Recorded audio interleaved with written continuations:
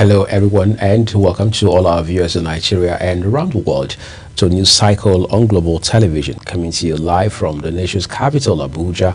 I am Uyi Agmofwegwe, reminding our viewers that we are on DSTV channel 365 and Star Times channel 276. Former National Chairman of the All Progressives Congress APC and ex-Governor of Kano State, Dr. Abdullahi Umar Ganduje, has inspected mosque and Islamia projects under construction by his foundation across Kano State. A Kano correspondent, Umar Ilyasu, completes the story. Since his resignation as the national chairman of the All Progressive Congress on health grounds, Dr. Abdullahi Umar Ganduje is back in Kano, hale and hearty, in the company of the Minister of State for the FCT along with other party leaders. The former governor began a tour of projects under the Ganduje Foundation.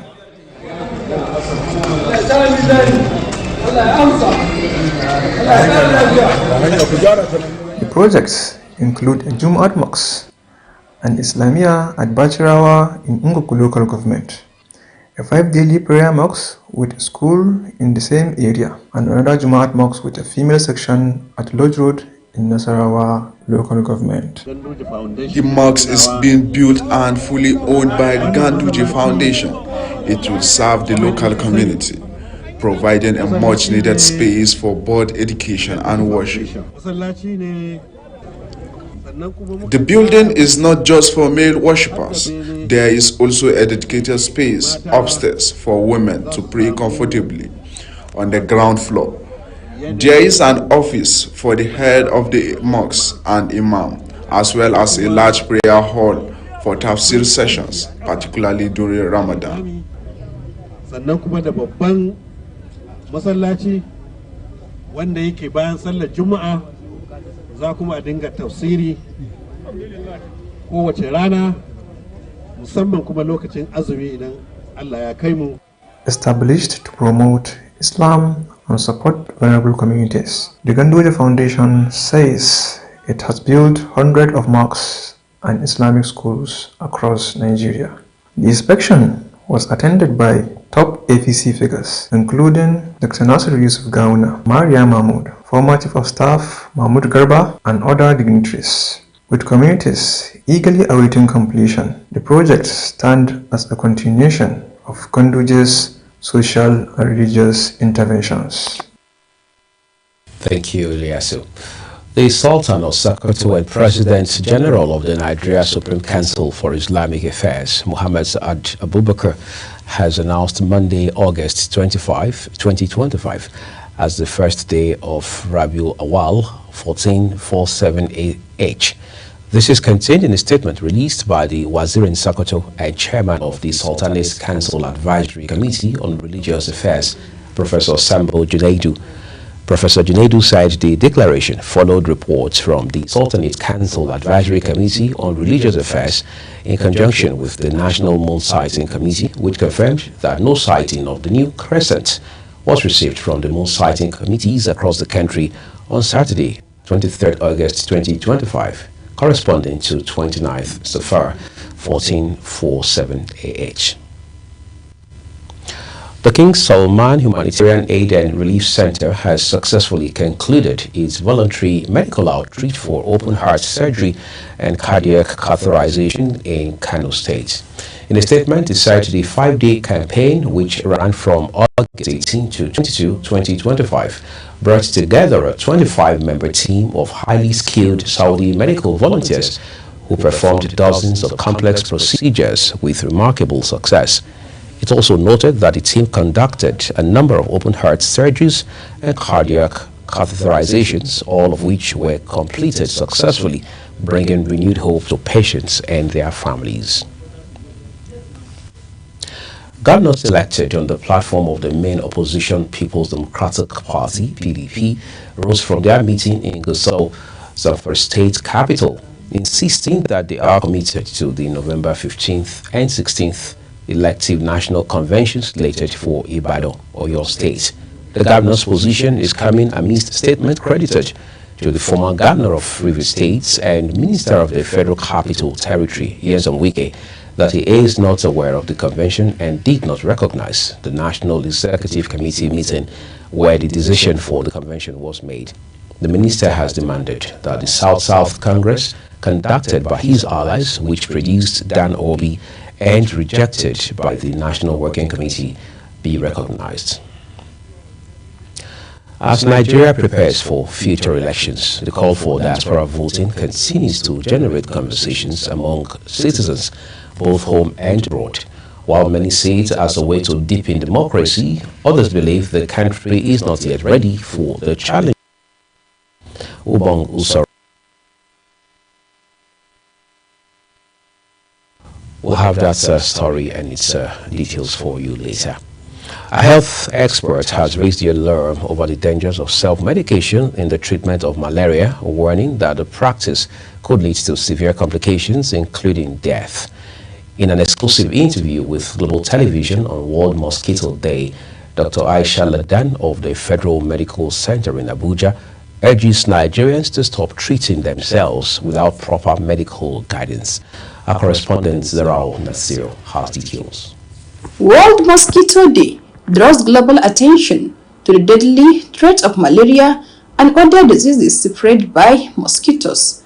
Dr. Aisha Ladan explained that while malaria remains the most common illness transmitted by the mosquito, others such as yellow fever and dengue fever are also of major concern. She observed that many Nigerians have turned themselves into doctors by self-treating malaria, a practice that she cautions could result in death. Everyone has become a doctor when it comes to treating malaria, and that is a very big danger in the sense that problems arise in drug resistance.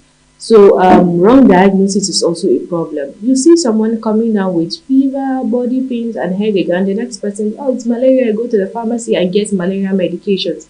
They take this medication and they don't get better. So the delay in diagnosis and institution of the right treatment can lead to complications.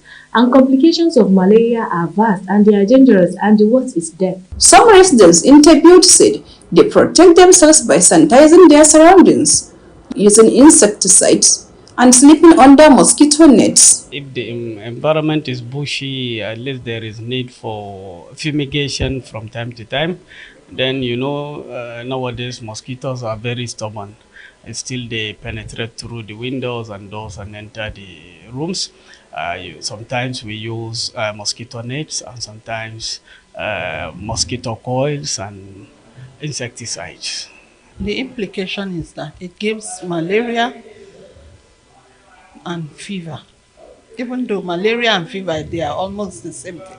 It causes malaria. Then how do you protect yourself? I protect myself by using mosquito nets and ensuring that my environment is clean, and most times cleaning my drainages to be sure that the place is dry.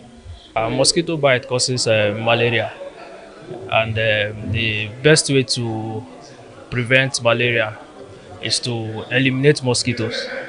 And to do that, you can use mosquito nets, treated mosquito nets, and mosquito breed on dirty environments. So you must make sure your environment is tidy. This year's theme for World Malaria Day 2025 is Malaria Ends With Us. Reinvest, reimagine, reignite. This year's theme emphasizes the need to intensify efforts in combating malaria, particularly in vulnerable communities, and ensure equitable access to preventive measures. Zahra Nasir, reporting for Global TV News.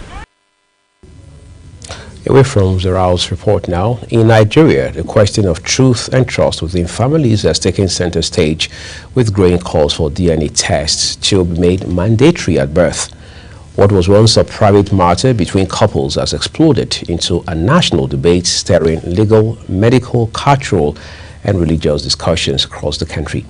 Our correspondent Sidia Yakubu takes a look at the story sparking intense conversations across Nigeria, the rising calls for mandatory DNA testing at birth. In recent months, Nigerians have witnessed a surge in demand for DNA tests, primarily in matters of paternity. What began as isolated domestic disputes has grown into a public reckoning with implications for family law, child rights, and national identity. From shocking court cases to viral social media stories, allegations of paternity fraud have exposed a troubling trend. Legal experts say requests for DNA tests in custody and divorce battles have increased by over 70% in some Nigerian states. The preparation that needed to be done before it's fed into the machine that will do the reading is done, and the machine is optimal in function, in reagent. The reagent that I use are optimal, and that the lab or hospital is accredited and has integrity, so that people, because we know things can happen, so that it's not based on vested interests, they are manipulated to give a certain report. We are seeing a lot of cases where men are questioning the paternity of their child or children, sometimes after years of raising them, and the courts are beginning to allow DNA results as admissible evidence. So our religion saying if you have issue for your wife, or they thinking this speaking is not your block, you go and confirm to hospital or not, so that to confirm is your own or they are not your own. It's not about mistrust, it's about trust. Every child deserves to know who their real parents are, and every man deserves to know the truth before investing years of emotional and financial support. But not everyone agrees. For me, I never, since I read the Bible, I never see any verse to check for DNA. It's not in the Bible. This is not just a legal issue, it is a deeply cultural and emotional one. Mandating DNA tests could tear families apart, violate privacy, and open a floodgate of trauma. We need to approach this with caution. Can truth and trust coexist? And should science be used to enforce family accountability, or should it remain a personal choice? I am Sadia Yakubu, Global Television.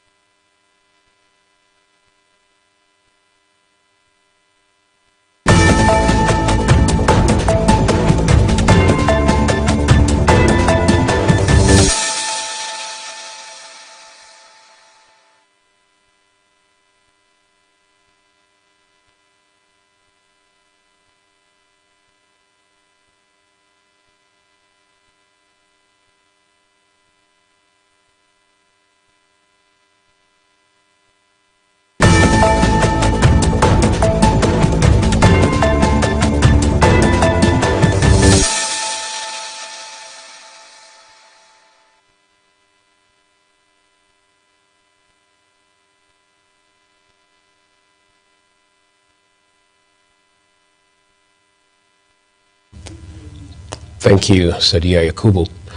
On a sad note, a 16-year-old girl, Praise Malachi, has lost her life in flooding while rushing home to check her senior school certificate examination SSC results, which her friends had told her were excellent. Her father, Emmanuel Malachi, said it was around 6 p.m. after rainfall when his daughter's friends came to his shop and informed him that her SSC results were out and that she had performed excellently well. Praise was a final year student of Government Day Secondary School, Samaru Zaria, who bagged scholarship from the Center of Girls Education in Zaria to further her education owing to a brilliant performance. You're watching the live broadcast of News Cycle. When the rest of the broadcast returns, we'll bring you stories from the foreign, business, and of course sports segments. Do stay with us.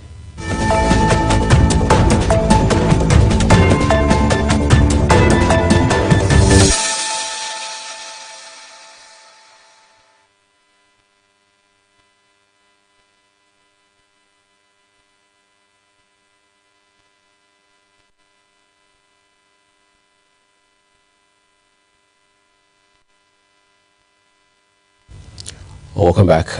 Now to business. Nigerian presidency has announced the launch of the Green Impact Partnership, GIP, a United States $1.1 billion economic cooperation deal between Nigeria and Brazil, aimed at revitalizing trade and strengthening agricultural mechanization.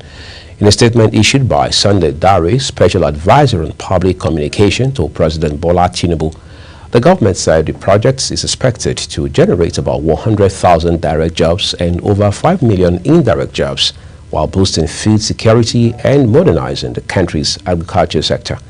The statement further said the trade between Nigeria and Brazil has experienced sharp swings in recent years, from a high of about $9 billion at a decade ago. Bilateral trade fell to just $1.6 billion in 2023. The federal government has approved Nigeria's medium-term debt management strategy for 2024 to 2027, setting a debt-to-GDP ceiling of 60% by 2027 to ensure sustainability and fiscal stability. The Debt Management Office announced the approval after the Federal Executive Council endorsed the framework developed with support from the World Bank and the International Monetary Fund. It further says the strategy balances borrowing needs with global best practices while minimizing costs and risks. On the foreign scene, the United Kingdom has introduced new powers that will bar people with criminal records from pubs, concerts, football matches, and travel. Officials say the policy, part of the government's plan for change, aims to toughen community sentences, deter reoffending, and expand drug testing for offenders. Justice Secretary Shabana Mahmood stressed that the new sanctions send a clear message that crime does not pay and public safety comes first. Elsewhere, Ukrainian President Volodymyr Zelensky has marked Independence Day with a defiant speech, vowing that Ukraine will keep fighting for a just peace and decided only by its people, and declaring that while victory is not yet won, the country has not been defeated. His remarks came as Russia accused Ukraine of drone airstrikes that caused a fire at a nuclear power plant in the Kursk region, a claim Kiev dismissed as disinformation, though a transformer was damaged before the blaze was extinguished, and the United Nations nuclear watchdog urged protection of such facilities. Let's take you to sports now for some excitement. Nigeria's Abdul Jabir Adama has won a historic silver medal in the men's 50-meter butterfly at the World Junior Swimming Championships in Romania. The 17-year-old swimmer clocked 23.64 seconds, finishing just behind Britain's Jane Fearn, and was praised by the National Sports Commission for bringing pride to Nigeria and Africa. The Commission says its feat highlights the need for stronger support structures to help young Nigerian athletes thrive globally.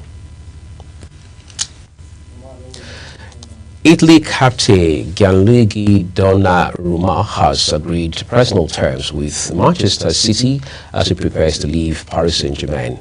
PSG have already signed Lucas Chevalier as his replacement, clearing the way for City to negotiate a transfer fee expected below 50 million euros. However, City must first resolve the future of goalkeeper Ederson, with talks ongoing with Galatasaray as the clock ticks towards the transfer deadline. The third edition of the Nigeria Union of Journalists NUJ annual football tournament came to a thrilling end in Abuja. The grand finale saw the Nigerian Air Force battle the National Drug Law Enforcement Agency, with the Air Force lifting the trophy after a penalty shootout. The match had ended 1-1 at full time. Our sports correspondent Samuel Odi has details. The chairman of Sports Committee, Ndubeze Chidoka, said the competition, which has become a tradition in the NUJ, is designed to promote fitness, teamwork and healthy rivalries among journalists across different media houses. The tournament has succeeded in uniting journalists in the Federal Capital Territory, creating a bonding atmosphere between the journalists and their partners. And I must say that we've succeeded in ensuring that all these, razzmatazz are bonded together to ensure that we have a brand of AUJ that everybody will be happy with. That's what we've achieved. Also speaking, the NUJ Abuja chapter chairman, Comrade Grace Ike, stressed the role of sport in fostering unity among journalists, government agencies, and private organizations. She appreciated this year's sponsors and called for more collaboration to sustain the tournament. Let me appreciate the title sponsor of this sport activity, which is IBM Property. And for us, we're happy that this is coming at a time when journalists need to unwind, It brings people together, and it's a show of unity. This is a grand finale, and as you can see, we have some of the agencies playing here. So at the end of the day, we'll get to give trophy to the winner of the game. Well, it's not about the winner, it's about letting the world know that AUJ is not about writing stories alone. We are also out to, to be in the media space, to, carry everybody along as a community stuff, and to let the public know that we are out to promote unity, we are out to promote community development, we are out to promote, to foster unity, peace and unity. So I'm happy this is coming. This is a grand finale, and the winner will be won, and the winner will be given their trophies. Same with the second runner-up. So I also want to use this opportunity to say thank you to the award. They performed very well. Women did, and if not for the mercenary, we would have won that game. Beyond the excitement on the pitch, organizers say annual competition showcases the versatility of journalists, highlighting their talent beyond reporting while strengthening bonds within the profession. It's because we believe in the process. We are very happy and excited doing it. I want to thank the leadership of the NUJ for thoughting it wise to at least put up an event like this. Like they say, all work with no play makes Jack a dull boy. And this is part of fitness anyway, you understand. So for us, we believe, health is wealth. It's just something we could do to also give our support to the journalists so they can be fit to do a lot more. As the curtains fell, medals were presented to participants, and the Nigerian Air Force was crowned champions of the 2025 edition. Samuel Odi, reporting for Global Television News. Sports correspondent Samuel Odi, appreciate your amazing work there. That's a full cycle on the news. A quick reminder that Global Television is on DSTV channel 365 and Star Times channel 276. I'm Muya Mofugbe. A big thank you to you for watching, and I'll see you soon.